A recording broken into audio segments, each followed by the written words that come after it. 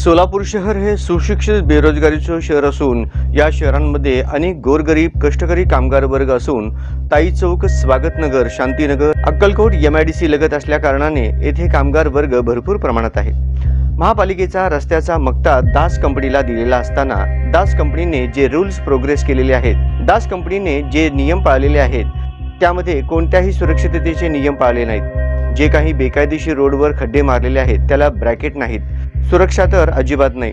सोमवारी संध्याकाळी 8 वाजण्याच्या सुमारास प्रवीण चोरगे हा तरुण कामावरून घरी येताना दास कंपनीने रस्त्यामध्ये खड्डा खोदलेला होता आणि त्या खड्ड्यात तो तरुण पडला। त्याच्या डाव्या हाताचा मणका पूर्ण निकामी झाला असून त्याचे कुटुंब त्याच्यावरच अवलंबून असून त्याच्या डाव्या हाताला गंभीर दुखापत झाली असल्याने 6 महिने तरी त्याला घरी बसावं लागेल। त्याची उपजीविका त्याच्यावरच अवलंबून असून घराची उपजीविका कशी भागवायची असा प्रश्नचिन्ह निर्माण झालाय। हे पूर्ण दास कंपनीच्या निष्काळजीपणामुळे झाले असून महानगरपालिकेने दास कंपनीला काळ्या यादीत टाकावं आणि त्याचा जो खर्च आहे तो पूर्ण दास कंपनीकडून महापालिकेने या तरुणास द्यावा।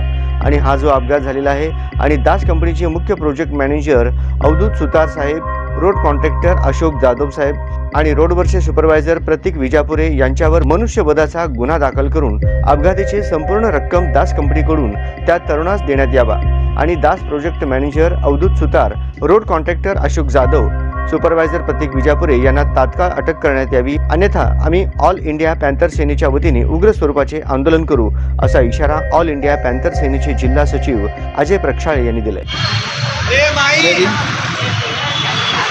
सोलापूर शहर हे सुशिक्षित बेरोजगारांचं शहर, स्थलांतर करणाऱ्यांचं शहर।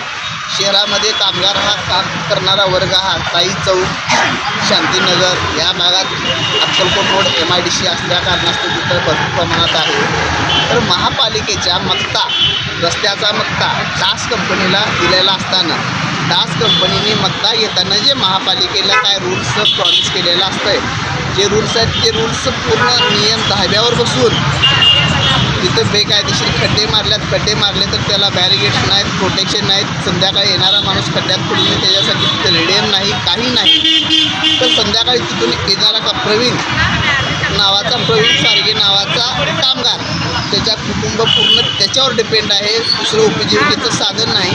तो युवक त्या खड्ड्यामध्ये पडला असता त्या युवकाचं पूर्ण राईट साईडची, लेफ्ट साईडची पूर्ण मानाची जो आहे, मान प्लसचं मणक्याची जी जॉईंट हाड आहे ते पूर्ण निष्कामी झालेलं आहे, पूर्ण काम करू शकत नाही युवक, अशा अवस्था झालेली। हे पूर्ण कशामुळे झालं तर दास कंपनीच्या निष्काळजीपणामुळे झालेलं आहे।